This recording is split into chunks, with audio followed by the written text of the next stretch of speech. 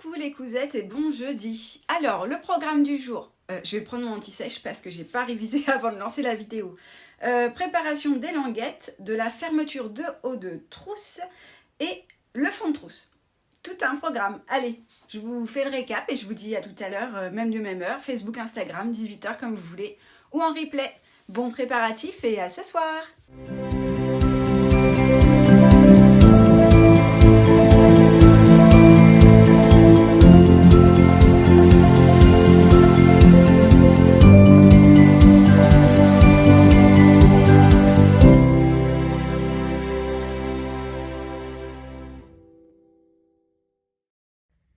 Pour les pièces du jour, ce sont toutes les pièces restantes et vous allez voir qu'il n'en reste pas beaucoup.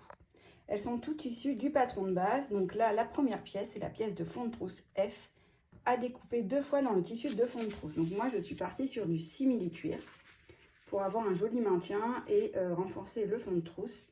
Cette pièce F, elle est à entoiler avec une pièce d'entoilage F'. Je vous montre le dos de ma pièce. Voilà, simplement, je viens placer F' qui est à découper dans l'entoilage épais 6-6-16 et je viens la thermocoller au centre de la pièce en dégageant les marges de couture. Donc, il faut bien vérifier que vous avez 1 cm sur chaque côté de la pièce pour pouvoir assembler votre ouvrage correctement. Pour le fil, je vous conseille de choisir un fil qui soit coordonné avec le fond de trousse, c'est-à-dire qu'on le voit légèrement mais qui ne tranche pas trop, car on va réaliser des surpiqûres, donc il faut les voir, mais pas trop non plus, parce que si vous cousez pas très droit, du coup, vous n'allez voir que ça, et ça risque de vous déranger. Il vous reste ensuite 4 pièces. La pièce BZ de bout de zip à découper 4 fois dans le tissu à motif non entoilé.